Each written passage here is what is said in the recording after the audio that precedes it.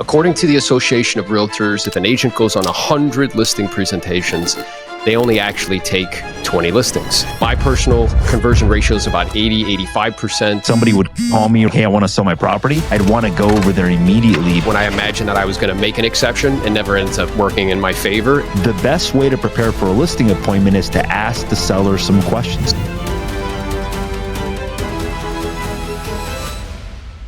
You know, preparing for a listing appointment is critically important if you want to be effective and efficient. You know, I'm excited to have this conversation and add value to the community. How about you, Jose? I remember back in the day, bro, when I used to get a listing appointment, I would be so nervous because I didn't know how to prepare for the listing appointment, or I didn't know what to do at the listing presentation.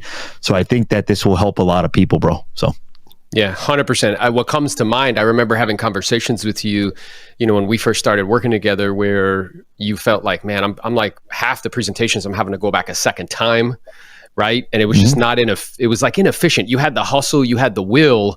It was just that you're spinning your wheels a lot, right? Going on a lot of these presentations and not getting the desired outcome. And once we made a little tweaks, right? One of them specifically being pre-qualifying upfront so we can gather as much information as possible, and also use the pre-qualification in preparation for going on the listing presentation as a mechanism to sell, which we'll get into and kind of assumptively close. Then you started to convert at higher and higher levels. So let's walk through this, bro. When somebody reaches out to us or when we're cold calling and we set an appointment, do you just like run over right away and you're like, all right, cool, I'll see you at 3?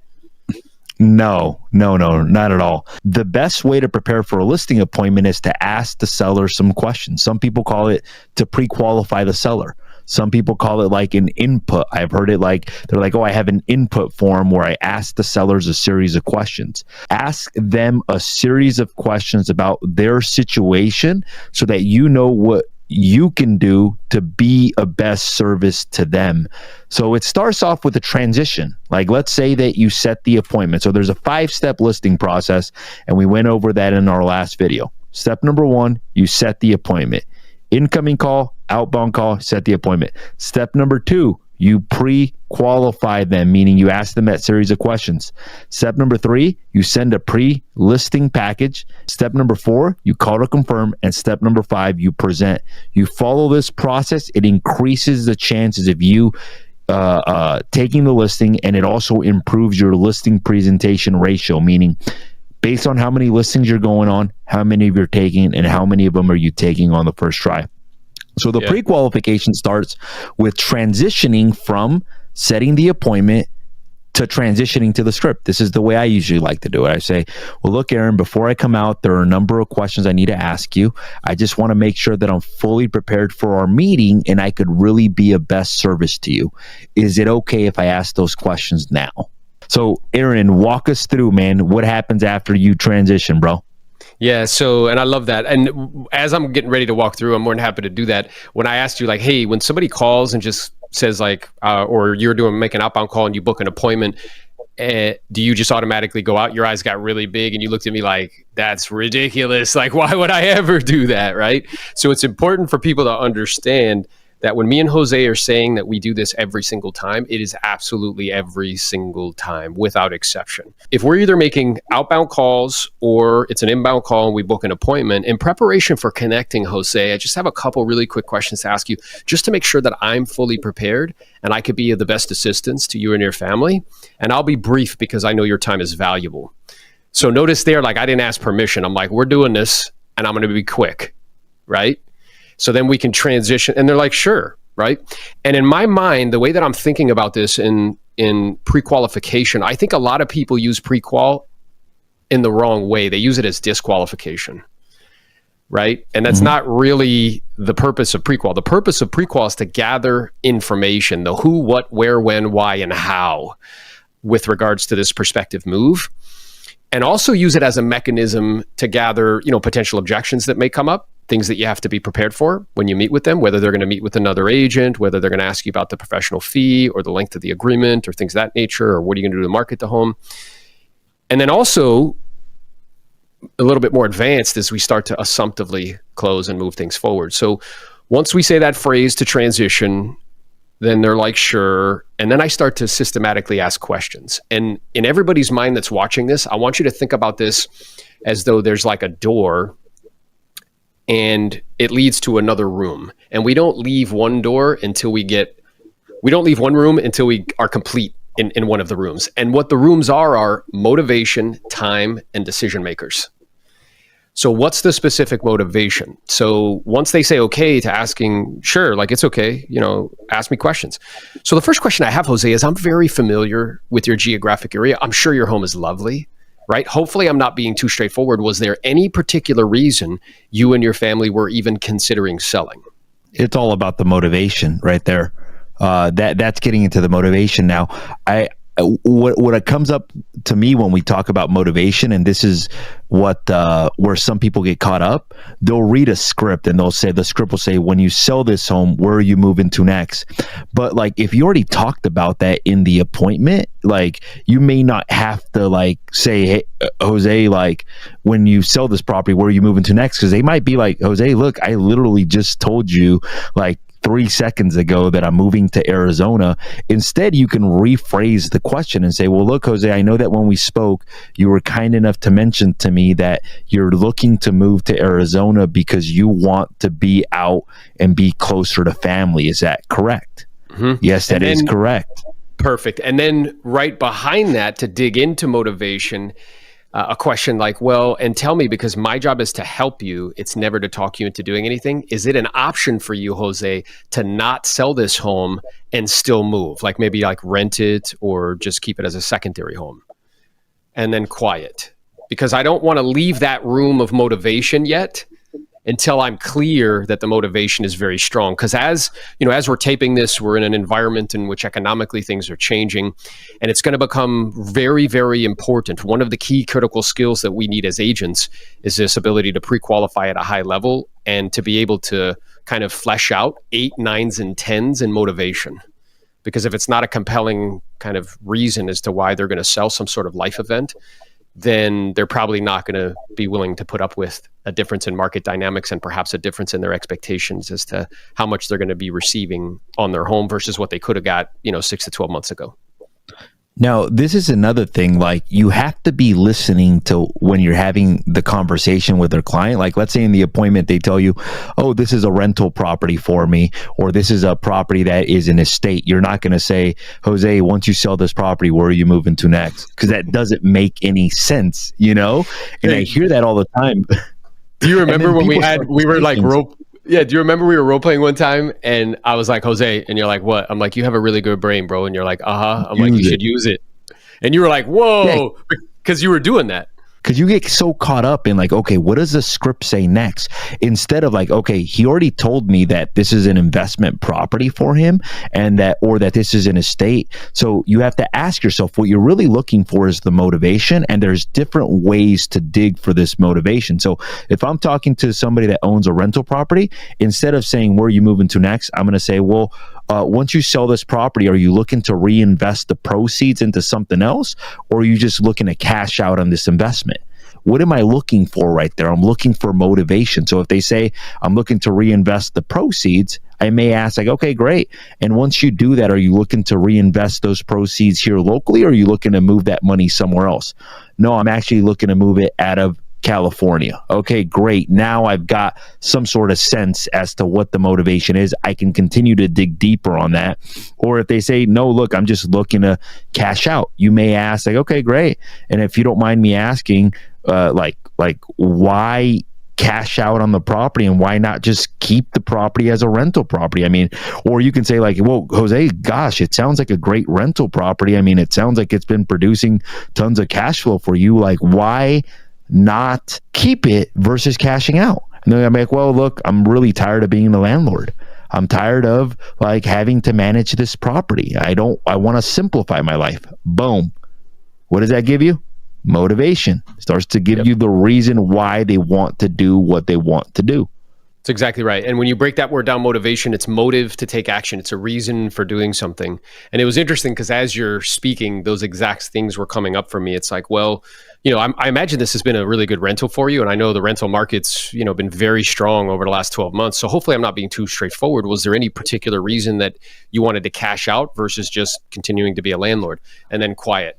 And they'll tell you, well, like I got maxed out depreciation. I got to cash out and move on to something else. Okay, cool. And is your intention to do a 1031 exchange and then repurchase something else? Or are you just cashing out completely? We want to get very, very clear on the why, the reason why somebody's doing something.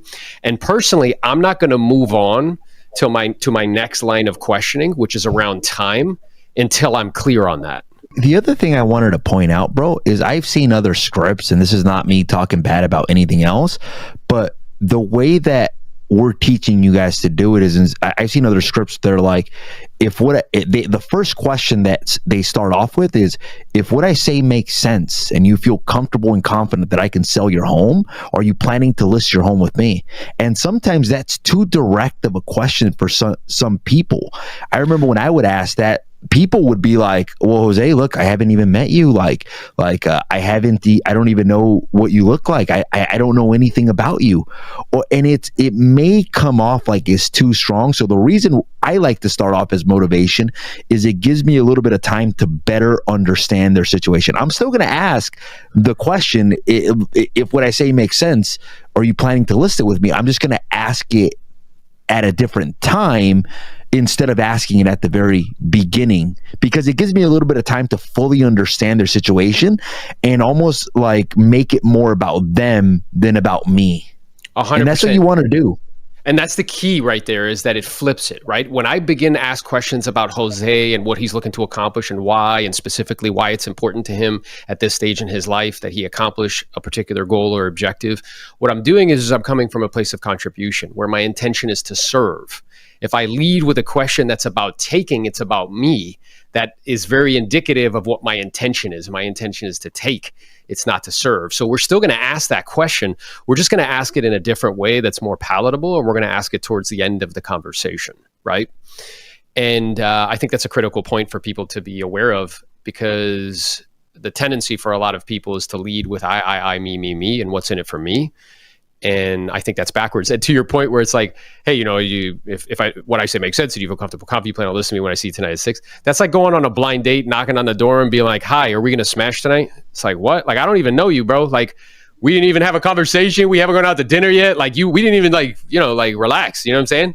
You got to build a little bit of rapport first, right? Yeah. So, we wouldn't do that in other areas. So it's like, well, why are we doing it here, right?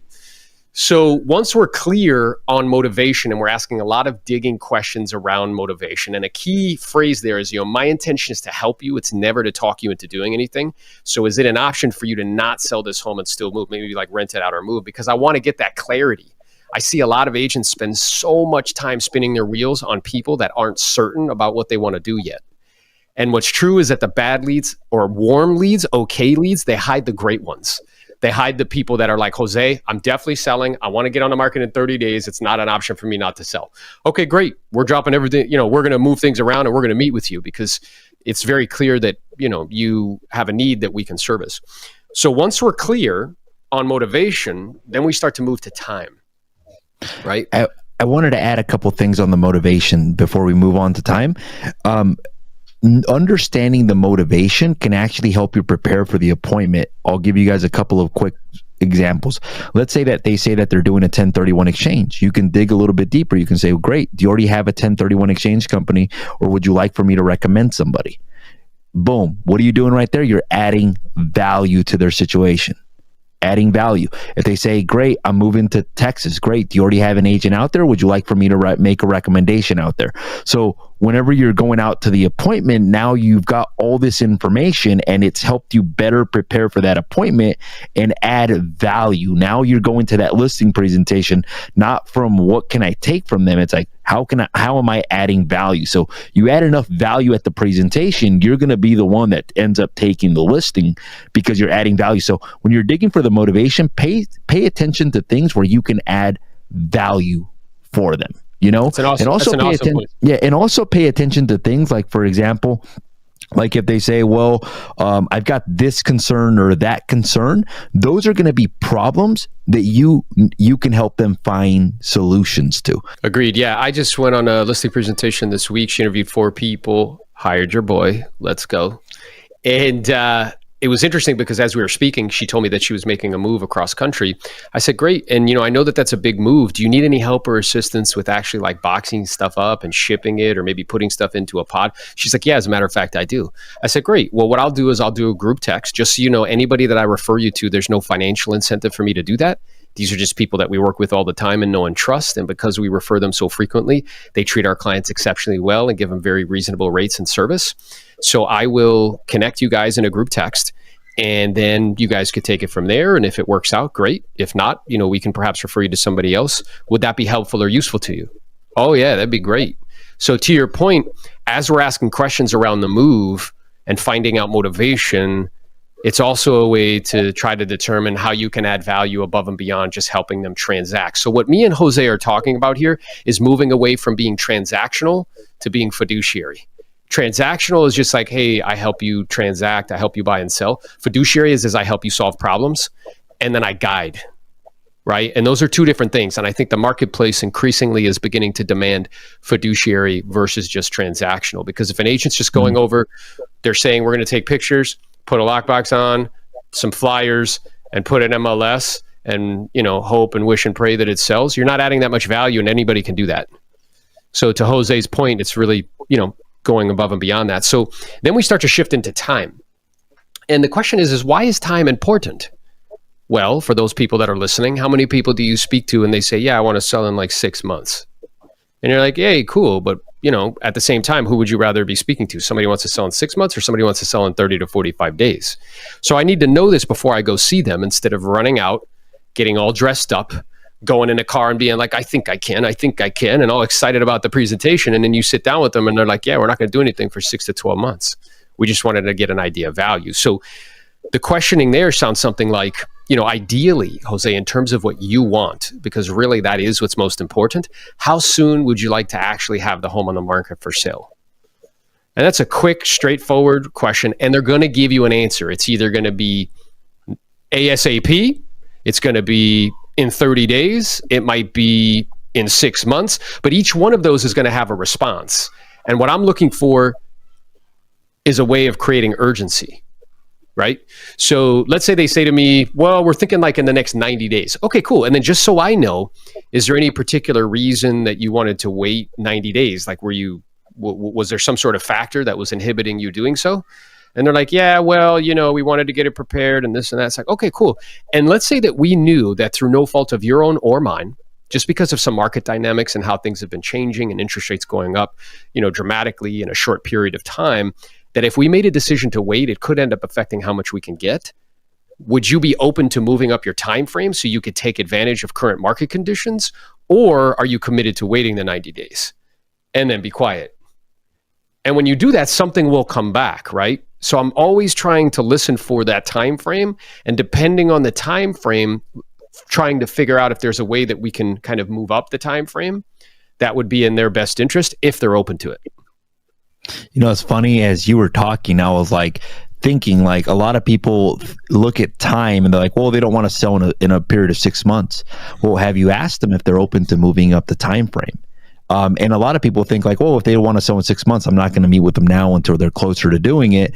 Or they go out, meet with them, give a full listing presentation, and the people aren't ready to do anything. And then they start shopping you around as well, too. Sometimes they're like, well, that guy said he's going to charge me 6%. That guy said he's only going to sell it for 200,000 or 500,000. 6 months later, the market's completely different than it was today. Now properties are worth 10, 20, 30, 40,000 more, or 10, 20, 30, $50,000 less as well too.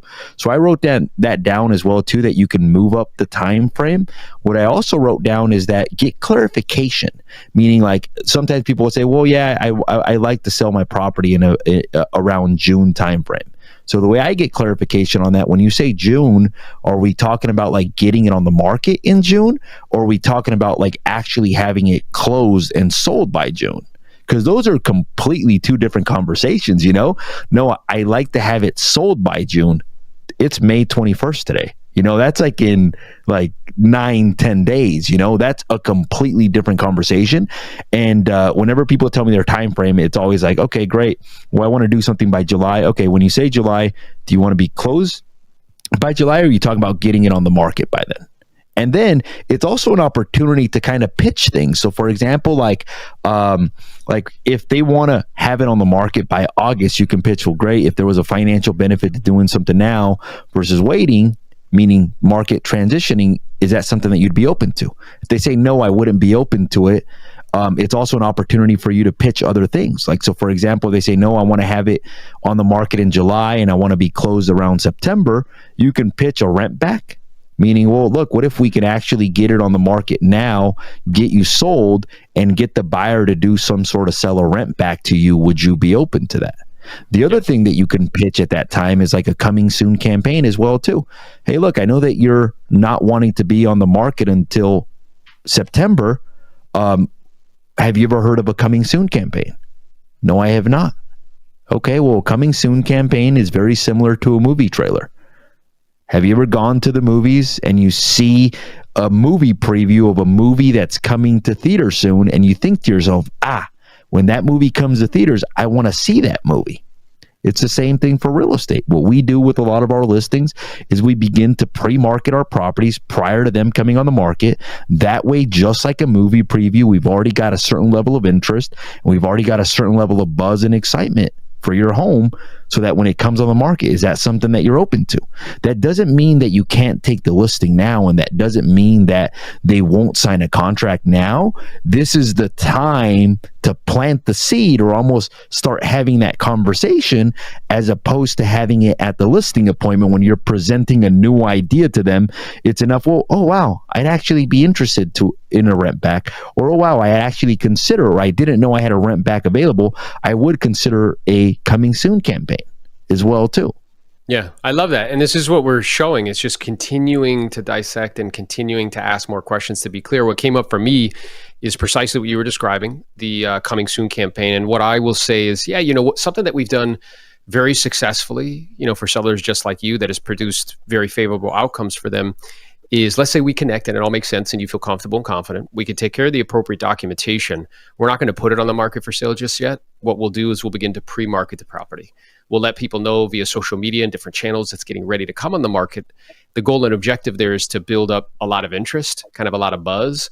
So when it is ready in 2 or 3 weeks or a month, we just have the professional photographer come out and we open up the floodgates, and hopefully that results in a lot of showings and offers. I guess I'm curious, is that approach something that you would be open to? And then quiet. And they'll tell you, like, yeah, it sounds great. Okay, cool. Right? The other thing is, what came up as you were speaking is, so let's say they say 90 days. It's like, all right, well, and tell me this, like, let's say we were able to procure an offer for you in the next 30 to 45, and we can negotiate an extended closing period of maybe, 60 days or something of that nature. Is that a time frame that you would be open to? Yeah, I think we could work with that. Okay, great. And now I'm clear, right? So what me and Jose are both saying is that as we enter into the motivation room, we ask a lot of questions, we dig, we dissect, we don't take surface answers, we're continuing to ask questions, so that way we're very, very clear on the motivation. Like, if you hang up a pre-qualification call, or if you're going on a listing appointment and you can't tell me with exact certainty specifically the why and why it's important to them, then you didn't do a good job of pre-qualifying, and you should reach back out to them and find out before you go see them, right? Because otherwise you're also not able to understand their situation fully, and then therefore prescribe something that could be in their best interest fully, and help them to self-discover what could, be in their best interest. Then we move over to time, and the same thing's happening there, is that me and Jose are not taking surface answers for time. We're continuing to dig, continuing to ask questions to find out, hey, is there an opportunity here to do something sooner rather than later? And then once we're clear on that, the next thing we move over to, for me, is decision makers. Right? Because I want to be clear that all decision makers are there. I'm sure we've all been there, where we run out to an appointment and we realize that they're like, oh yeah, it's typically the husband be like, my wife's on the deed, but I make all the decisions. And then you get there and they're like, I got to talk to my wife. I'm like, yeah, I knew you had to talk to your wife, bro. Like, why are you flexing like that? You know what I mean? Like, you're not the real decision maker, dude. So I want to make sure that everybody's present. And the way that we ask that question is, I can see here, it looks like there's somebody else on title to the property. Just so I know, I can hear in your voice, you seem to be really excited about selling. how does Jim feel about it? Or how does Susie feel about it? Right? And then just hush, breathe, and listen.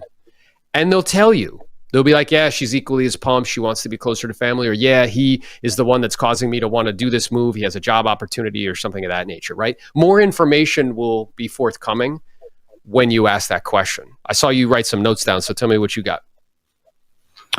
I was thinking about price as well too. Like normally, I go into like, okay, how much do you want to list the property for at that time? But it's basically the same thing. It's just a different order because I'm imagining that you ask in regards to price as well too. As it relates to decision makers, I do want to let people know that I have had some exceptions that I make on something like that, where it's like, hey, look, my wife's actually out of town. This is the way I want to do it. I want to meet you first. If I like what you have to say, I'll introduce you to my wife. And in some of those cases, I just want to let you guys know that you are the business owner. You get to make the business decision as to how you want to run your business. Don't make it the rule, but also don't draw a line in the sand, meaning like, nope, I'm not willing to do that. Nope, all decision makers are not there.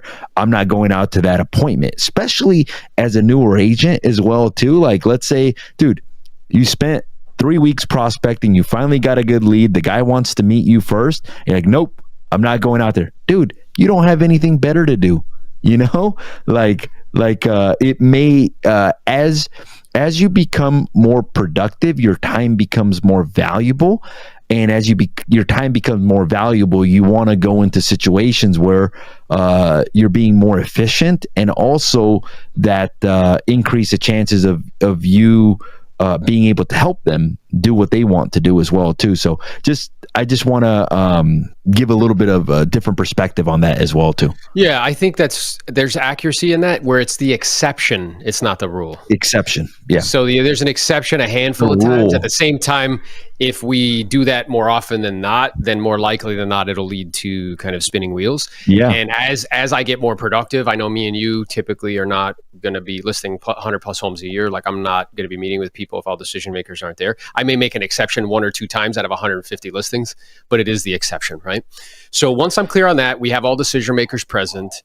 Then we start to get into some other questions. Now, Jose mentioned regarding price. Now, the way some people have been trained to do that is, I study prices every day, so therefore I assume you'll list with me at a specific price that'll cause it to sell. Is that correct? And what I'm aware of is that's built in an environment in which consumers didn't have access to data and information.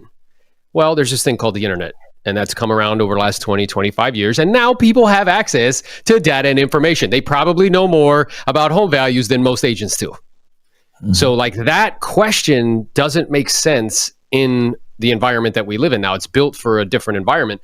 So the way that I ask that question is like, Jose, you strike me to be someone who's pretty savvy.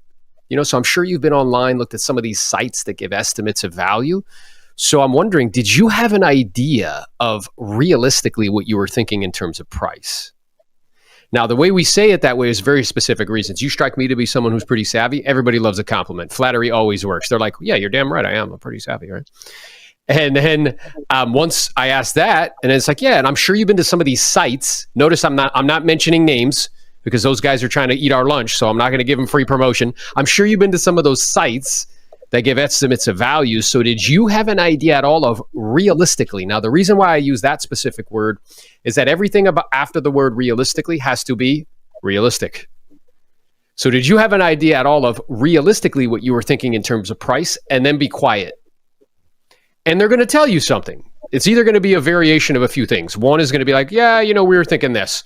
Or one is, well, I kind of want to hear what you have to say first. Right? So it's kind of a variation of a few things, but that's really the only responses that you're going to get. I want to hear what you have to say, like that sort of thing. So let's say they say to you, well, yeah, we were thinking this. Okay, great. And I appreciate your willingness to share that. My intention in asking is really just to gauge your expectation. My goal and objective, provided the opportunity, is to help you maximize value and get you every penny possible. I'm also the mindset, Jose, I'd much rather earn your business with integrity, being honest and straightforward about what's reasonable and realistic versus promising you something I know is not going to happen and not be able to deliver. So in preparation for us connecting, myself and team and staff are going to be doing a lot of homework. And we're going to send you an email to your email address. And in that email, amongst other things, will be an updated market analysis that I'll bring with me during our time together. And what we'll look at is what's active on the market right now and not selling with pictures so we can compare apples to apples. Then we'll look at what has sold and closed most recently, because of course, as you know, what something's worth is what somebody's willing to pay and what they had to offer and how much they got. And from all of that information, we're going to determine together as a team, not a pinpoint to the penny in terms of price, but instead a very tight, realistic range as to what would be reasonable. Does that approach make sense to you? And they're going to be like, yeah, makes perfect sense. And also what I'm doing there and how I'm structuring that, I'm including them in the decision making. I think the training and what people would receive previously was like, I know and you don't. But that exists for a world in which consumers don't have access to data, where I can go in and be like, I know and you don't. And that's not the world that we live in now. So instead, this approach is very much so coming from a place of inclusion. It's like, look, this is your property. I know you have access to data. I know you're checking these sites every day. So what we're going to do together as a team is we're going to look at this data. And as specialized knowledge becomes, like as information becomes free, specialized knowledge becomes more valuable. So I'm here just to help you to interpret and to consult. And ultimately, you're the boss. You'll decide how we wish to proceed. And whatever you decide, I'll support you. Agreed. And then when you're digging for the price, just know that they don't have to give you like an exact number as to what they want to list it at. You just have to have some sort of indication as to where they want to be. Meaning, like if they say, well, look, my neighbor's house sold at 700,000. I think mine's better. So I'm thinking higher than 700,000. Boom. You've got some indication as well too. And then also sometimes what they'll say is, and you kind of covered this already, they'll say, well, we want to hear what you have to say about price as well too, you know? And what most agents typically do is they'll say, well, like as a professional real estate agent, I study homes and prices every day. Therefore, I assume that you'll list with me at a price that'll cause it to sell. So what price won't you go below? And the problem is that as soon as you say like, what price won't you go below? Like imagine being on the receiving end of that. Imagine you are the person that they're like what price won't you go below? And it's like, well, I thought you were my fiduciary. I thought you were my real estate agent. I thought you're trying to help me get top dollar for my property. Why do you want to know what price I won't go below? And it creates like this like mixed messaging where like you're telling them that you're going to help them and you're telling them that you're going to help them get top dollar. And then your messaging over here is like, well, what price won't you go below? Like, yeah. And I led with a question of, you're going to listen to me when I see you, and what price won't you go below? It's very clear what the intentions are behind that, which is like, this is about me, and I'm interested in like, you know, what's the lowest amount that you're willing to sell the property for, instead of coming from a place of contribution, which is like, look, you know, we're going to look at this together as a team, and I'm going to give you some options that you have at your disposal, and whatever you decide, I'll support you 100%. I want you to know that our interests are in alignment. Obviously, we get compensated more the more we help you sell it for. At the same time, you know, again, I'm committed to earning your business with integrity versus promising you the moon and not being able to deliver. Does that sound fair? And they're like, yeah, that sounds super fair. And now we're like in alignment, right? It's kind of like if I came up to you and you were, you know, I don't know, selling your car or something. I'm like, the first thing I said to you was like, hey, what price won't you go below? It's like, screw you, buddy. Like, what do you mean? What price won't I go below? Now it's very clear to me, like you're trying to like take from me instead of trying to contribute and add value to me. Yeah. And then there's also more basic ways of asking for price. Like a very basic way is like, yo, or Aaron, when I see you, how much did you want to list your home for? You know, it's very simple. It's like, and this is the room. This is another room. Now in the room, we're focusing about price, you know, and that's all we're talking about. And sometimes whenever they say, well, look, Jose, we actually would like to keep that information confidential. We want to hear what you have to say first. We're going to take what you tell us and we're going to compare it to 2 or 3 other agents. Most agents will be like, okay, you know, and then just like, okay, like they don't want to tell me a price. Instead, there are ways to handle that. And you described one. I'm going to share the way I handle it. I'll be like, well, look, Aaron, the reason I'm asking you about the price is more or less to gauge expectation. I want to make sure that you and I are on the same page. Let me give you an example. I had a seller last week tell me that they wanted me to tell them the price. We talk a little bit further. They tell me that they want $3 million for the property. I know realistically the property would only move for $1 million. I could tell you that over the phone, or I could tell them that over the phone. So in that case, it wouldn't make sense for me to for us to meet. So I'm not asking what price do you want to tell you exactly what you want to hear and almost regurgitate that price right back to you. The reason I'm asking is just to make sure that our expectations are somewhere in line. So what were you thinking? And they're like, well, I was thinking somewhere around 700 to 750. Boom. That's all I need to know. I'm still, as the agent, I'm still going to do my own independent research. I'm still going to do my own market analysis. I'm still going to have my own opinion about the price as well, too. But at least I know what they're thinking now. And I want to make sure that they're somewhat in line. And like what happens? Like, okay, so what if they want $1 million and their property's only worth 750? Like, yeah, we need to have a conversation before I come and see you. Like, I would do a second pre-qualify and be like, hey, I'm, really doing my best to support, your expectation and what you want. At the same time, I'm not seeing data to, show me that that's an accurate assessment of things. So what I'd like to do is go over some of the recent sales in hopes that can help you to decide what you feel is best. Because again, as I mentioned to you in preparation for connecting, my job's to help you. It's never to talk you into doing anything. So, and then go over that information. Did you know that? And then say they're like, well, damn it, then I won't. And then what I would say is so let's say you knew that through no fault of your own or mine, which is a key phrase, right? So through no fault of your own or mine, the marketplace is showing us that buyers and sellers have been agreeing for $750 for your home. And those recent sales were in the last 30, 60, 90 days. If you knew that that's what it would be required, around that price point is what it would take to actually get the home sold, do you think you would still proceed with selling, or would you try to figure out a different option, maybe renting it or staying put or something of that nature? And then they're going to tell me that. And I'd rather them tell me that before I get in a car and go drive them and talk to them for an hour about, the situation.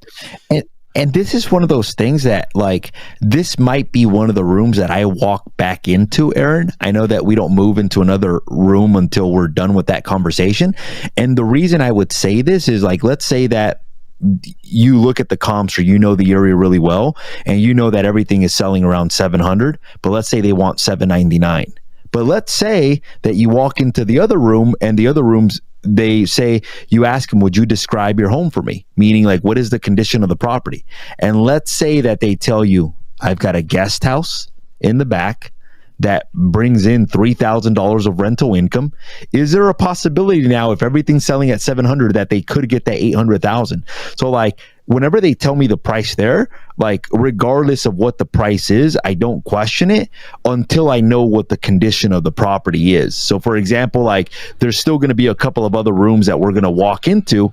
And then when I go into the condition of the property, I'm looking for, like, hey, look, like, can we, because I remember, like, talking to a seller, and the guy goes, yeah, I want like 800,000.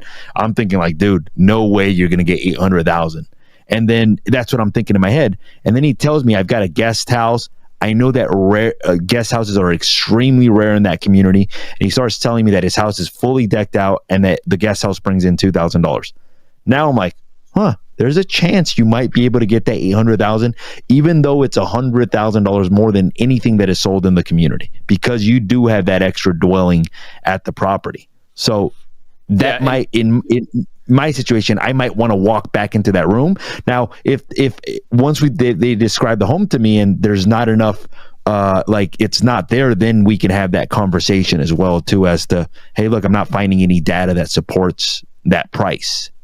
Agreed. And I think there's two rooms that we could potentially go back into. One is what you described as far as what the property has to offer. The second is his motivation. So I'm less, like, concerned about, what they're telling me price-wise, as long as the motivation's strong, because motivation always fixes price. So if they were to say to me, I want 790, and I asked them in the motivation room, is it an option for you to not sell the home and still move? And they're like, no. Is it an option for you to rent the home and still move? And they're like, no. And if you don't mind me asking, was there any particular reason you were even considering selling? I have a new job and they want me out there in the next 90 days. Okay. Like, that person's moving. So even though they're saying to me like this, it's not an option for them not to sell, and it's not an option for them to rent it and still move. So we're still going to have a conversation with them for sure. So there's two rooms that you can revisit. One is what the property has to offer, and two is motivation. I know that was a good point. That's why that ringer went off. And the key there, bro, is that motivation fixes price. A lot of people are like, no, like they want 800,000, the home's only worth 700,000. But if their motivation is strong enough, like they're gonna sell regardless, and it's either gonna be with you or somebody else. And motivation is really the key to taking a lot of listings. You want to get in front of people that are motivated to do something, not people like, yeah, if it happens, great. If it doesn't, then that's okay too, Exactly. Yeah. So good. So then we have this conversation. If they push back at you, like we said, we ask them about price, like how did you, I'm sure you've been to some of these sites to give estimates of value. So did you have an idea at all of realistically what you were thinking in terms of price? And they'll tell you, and then you'll say like, okay, great. And then in terms of the property, have you done any changes or modifications to the inside that you believe would affect its value? Examples being like kitchen, bathrooms, or flooring. Because to Jose's point, what he just said, I need to know this information as myself or staff are doing a CMA, because that's going to allow us to get a realistic range. Again, not a pinpoint to the penny, but a tight range as to what's going to be reasonable or realistic based on terms and conditions. Based on, features and amenities that the home has to offer.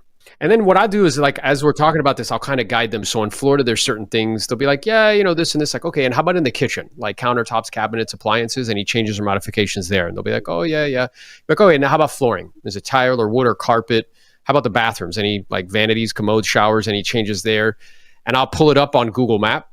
And I'll be like, yeah, I'm very familiar with your community. I'm pretty sure like your property backs up to a body of water. And they're like, whoa, how'd you know that? It's like, I'm a magician. There's this thing called the internet, right?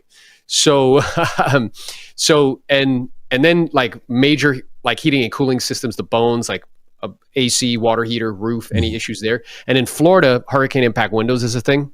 So I'll be like, hey, do you have hurricane impact windows? No. Okay. And then the follow-up question to that is, do you plan on making any additional changes or modifications before I start to bring buyers through? And that's where we're like assumptively closing. Now we're not just gathering information, but we're starting to move the process forward. The other thing, like the way I look at would you describe your home to me is I like to think about it like I want to ask enough questions until I'm able to visualize what their home kind of looks like from the inside, or what their home kind of looks like in my head. So I'll ask questions like, so for example, like I'll say like, okay, would you please describe your property for me? And then just like you, I'll guide them through different rooms. I'll say, have you done any upgrades? And they'll say something like, well, yeah, my house is fully remodeled. Okay, great. When you say fully remodeled, do you mean that you've upgraded the kitchen? Yes, that means I've upgraded the kitchen. Okay, great. When you say you've upgraded the kitchen, does that mean that you redid the cabinetry, or does that mean that you repainted the kitchen cabinets and just resurfaced them?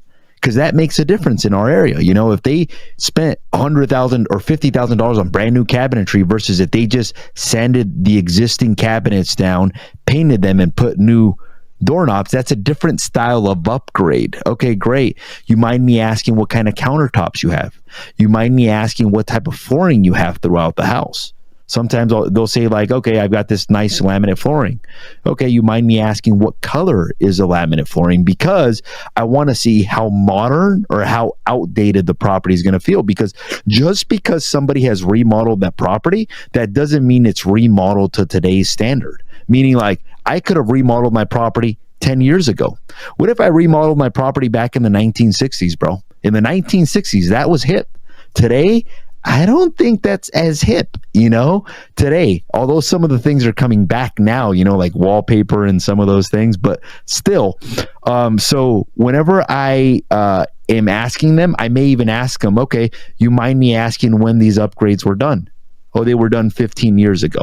Okay, if I start to see like colors like in my area, like browns or like tans, that's not what's in right now. So it may still sell for a really good price, but it may not sell like if they have the white kitchen, if they have the light gray walls, they have the light gray floorings, that might sell at more of a premium because that is more in line with the styles that are happening right now.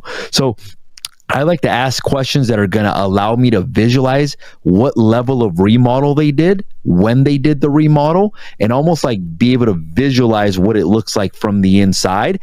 That way, when I'm doing my market analysis, once again, how to prepare for the listing appointment. Once I'm doing my market analysis, I'm looking for the comps that best reflect what they've just described to me. So now if they're telling me like, hey, look, I've got the property fully remodeled, they got this, and this, I'm trying to find the best comparables that match that. That way, when I'm presenting comparables, they're like, oh yeah, that house is actually really similar to mine. Oh, that sold at 700. Oh man, I guess my price of 800,000 may not be in line with where the marketplace is.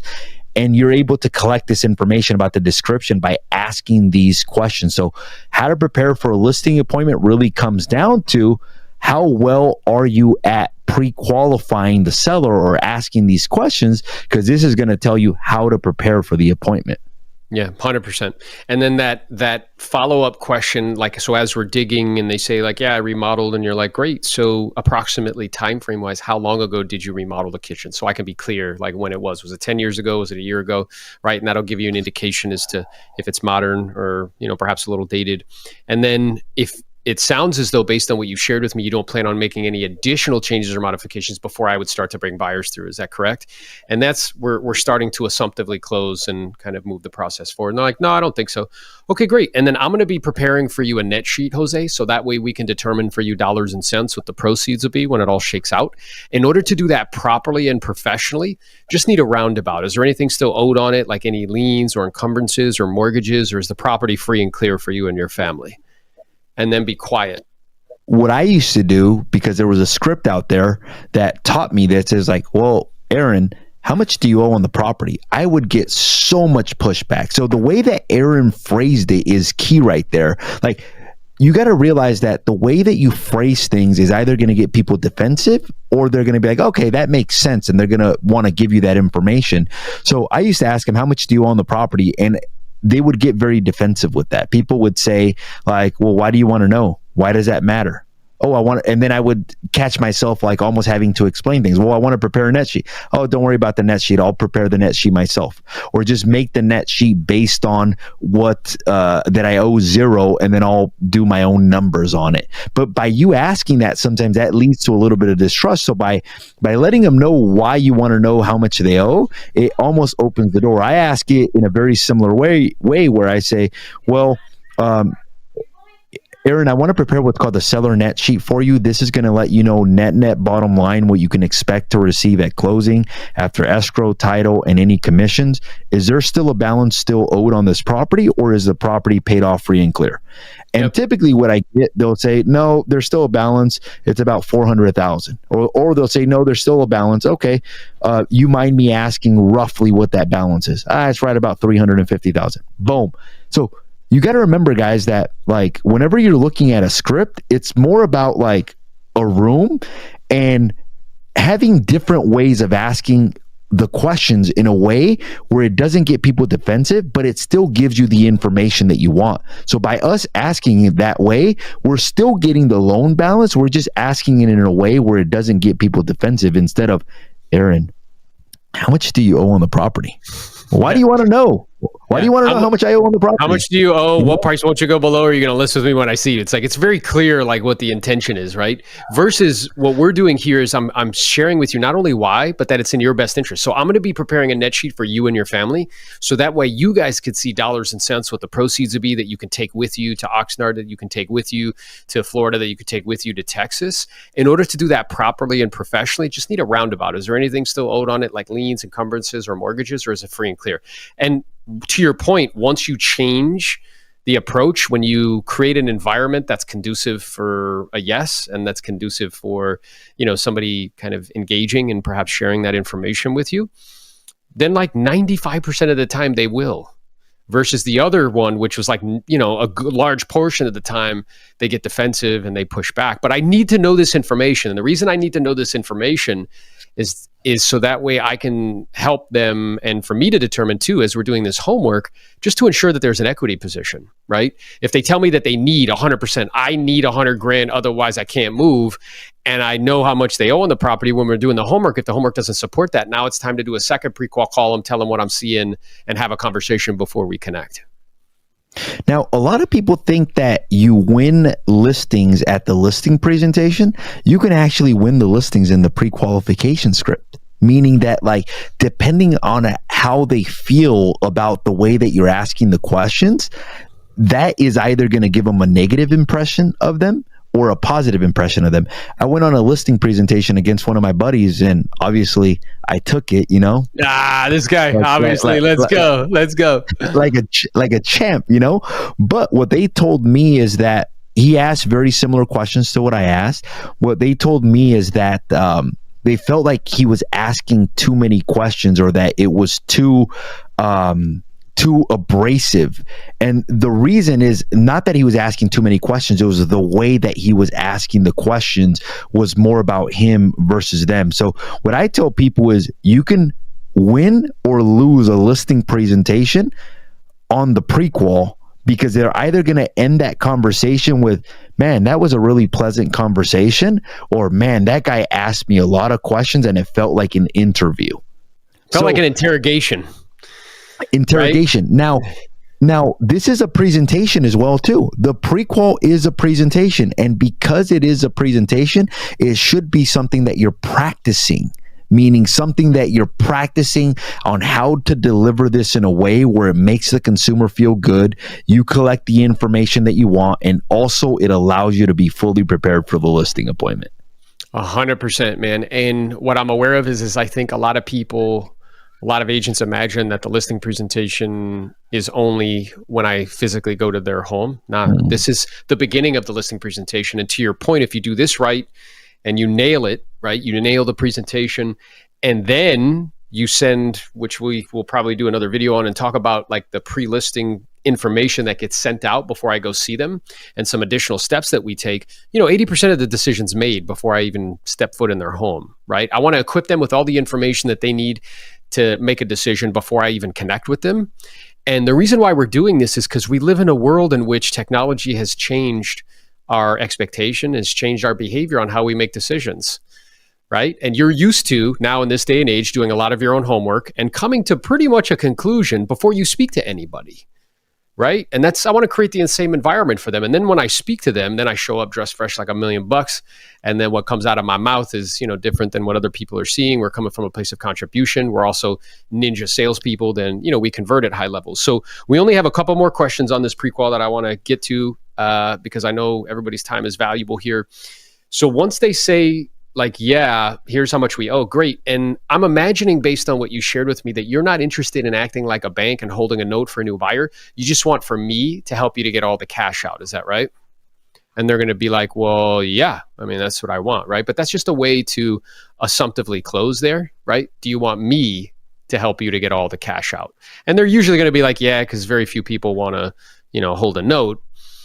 And then you say, okay, great. And then, my intention, provided the opportunity again, is to do a wonderful job for you and your family. So other than what we've discussed so far, somebody's got a great track record, somebody who can help you get top dollar, somebody who can help, refer you to someone, a vendor who can put stuff in a pod and ship it out to California, somebody who would look out for your best interest, make sure all the T's are crossed and I's are dotted, and somebody who could just execute and get it done for you. Is there anything else, Jose, you'd be looking for me as your agent that would be important to you? So that's another assumptive close, like as your agent. That would be important to you. And they're going to tell you, well, yeah, like how much is the commission? Or yeah, like we want to talk about this. Or yeah, we want somebody at this, and this. Okay, good. Well, I made a note of those things here, and we'll be sure to discuss them during our time together. Now, I'm aware that I'm just a voice over the phone at the moment, Jose. So in some information that I'm going to send you in preparation for connecting, in the signature of my email, there'll be a link to our website. Check that out. Put a face to the name. There's also a link. There's these buttons you can click on where you can see all of our personal reviews online. We have over 530 five-star reviews from clients just like you that we've helped in your area from start to finish get the most. So I encourage you to take a look at a few of those, not all of them, but a few, so that way you can get a feel and a flavor for the service and results we provide, okay? And they're going to be like, yeah. Now, why are we doing that? Because we're reverse engineering how we have been trained through technology to make decisions, right? So let's say you and your wife were going to go out to dinner tonight. You don't know where to go. You're not going to pick up the phone and call somebody and be like, hey man, what was the best restaurant you've been to? Like, no, you're going to go to your phone and then you're going to look at reviews and then you're going to watch a video and maybe look at pictures of the food. And then you're going to make a decision on who gets the check for $100, just like that. So what we're doing is we're reverse engineering that. We're pushing them to these digital assets that can help do the selling for us instead of us being like me, I, and I'm the best and I'm so great. Just let the tech do it for you. Let the digital assets, let the reviews, let your past clients who have left glowing reviews sell you to the consumer instead of you kind of verbally vomiting, telling people how great you are. And then I'll say, okay, and I've asked you a bunch of questions. Do you have any other questions or concerns for me? Quiet. And then they'll tell you, like, okay, good. And then it leads us back to that final question, which is, all right, and then you strike me, Jose, to be someone who's super straightforward. I'm the exact same way. I can tell in speaking to you, you've really thought this through. And, it's not a question of if you're going to do this, it's just a question of when and who you're going to partner with. So when we do connect, provided that it makes sense, of course, numbers work. You feel comfortable and confident with me and my team that we can help. You do that due diligence. You check me out online. You see track record or see reviews. It seems as though you would be open to the possibility of hiring me to help when I see you tomorrow at 6. Is that right? And then quiet. And they're either going to say yes, no, or maybe. Oftentimes they'll be like, well, yeah, that's why I'm inviting you out. Okay, great. Right? If they say, well, we want to hear what you have to say, then cool. We can handle that. But let's say they say, yeah, we're open to it. Awesome. So what I'll do, Jose, is I'll bring with me the analysis that we'll send over via email. So that way we can look at that together as a team and figure out strategically how to position the property to make sure we get you guys top dollar. And then I'll also have with me the appropriate documentation, the listing paperwork. So provided that it all makes sense and you and your wife feel comfortable and confident, we can take care of that and get the process started. Fair enough? And they're like, yeah, that's fair, which is another close. It's like, look, I'm setting the expectation. Like when we meet, the expectation is that we're going to do business. It's funny too. Now, whenever they do say yes, that doesn't mean that you've won the listing presentation, guys, because you still have to present in a good way. And we'll probably do a live listing presentation video for you guys. What I wanted to invite you guys is comment below. This video is not over because we're still going to talk about a couple things, but comment below what type of videos you guys would like to see. But the point I wanted to make that is because when I would get done pre-qualifying people, some people would say, yes, I'm going to list my home with you. And I would go over and ruin the presentation because I was presenting in a way where it wasn't conducive to taking a lot of listings. And it was like, no. And then I've been in situations where like, no, I'm not going to list my home with you. Just come over. I'll interview you. If I like you, we'll take it from there. And they do list the property with me. So don't get so caught up on that. No, they said no, or yes, they said yes. Because I've seen agents that are like, dude, they said yes, they're going to list their home with me. And then I ask them when they come back, they're like, no, I didn't take it. And I'm like, well, what happened? It just means that you might have said something at the presentation that maybe they didn't like, or maybe something wasn't handled the right way. So you can still ruin the presentation. At that point, you're just trying to increase the chances. The other thing is that whenever I say like Jose, look, I'm going to prepare what's called the marketing package of information. In this marketing package of information, I'm going to include the most recent comps. I'm going to include a copy of the plan of action, and I'm also going to include a link to our reviews. When I send it, will you take a few moments to review it? Yes. I actually give them a deadline of when that package is going to come. One, to keep me accountable. And two, to be able to deliver on one of my first promises to them. Meaning I'll say, you will receive that package by tomorrow at 5 p.m. Because one, I've seen where a lot of agents deliver this package or get this package to them, but they get it like 10 minutes before the presentation. That does not give the seller enough time to review it. So I like committing to a deadline because one, it makes sure that that I give it to them and they have enough time to review it. And two, it gives me, it puts a little bit of pressure on me to get everything done as well too. That's exactly right. And then what came up for me is like, if somebody's like, well, we're not sure yet. Like, okay. And I know it's a big decision. You want to make sure you're making the best decision possible. I mean this very humbly. I really do. Like 95% of the time when I meet with people in person, particularly when they see our track record and reviews, they do decide to hire me and put me to work. So what I'll do is I'll bring with me the analysis again, so we can review it together as a team and figure out strategically how to position it, the property that is, to make sure we're maximizing value and getting you top dollar. And I will also have with me the appropriate documentation. So provided that if, and I'm aware that that is an if, you do feel comfortable and confident, then we can get the process started. Does that sound fair? They're like, okay, right? So, just kind of managing that expectation that is my intention when we connect. And then when we do like a live listing presentation, we can kind of walk people through how that is. So what I want everybody to hear, hopefully this has been helpful or useful to you in some way. And what I want everybody to hear is that there's about 5 conversations that you have to master if you want to be a dominant listing agent. You want to list 100 plus properties a year, the way me and Jose do, individually, one at a time. It begins with setting appointments. It continues with the pre-qualification, right? And this is how you prepare for the listing presentation. There's a saying that says, failing to prepare is preparing to fail. Well, if you don't prepare properly and you don't ask these surgical questions, you're walking in essentially blind. And that is why, according to the National Association of Realtors, when an agent goes into a listing appointment, on 100 appointments, they'll only take 20 of those listings. When me and Jose go on listing appointments, we'll take 80 to 85 of those. So it's a difference of like, $5, $6, $7, $800,000 a year in income. And one of the main reasons is because of this particular skill. So hopefully this has been helpful or useful to you in some way. If you have liked this episode, be sure to smash the subscribe button.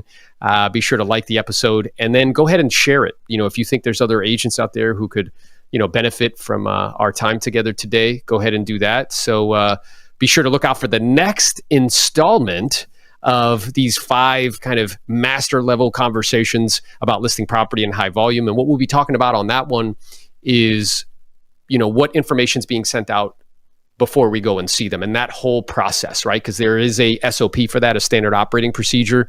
And we're more than happy to share that with you in hopes that it can help you in some way. So what you're about to watch is my most viewed video, which was actually recorded a few years ago.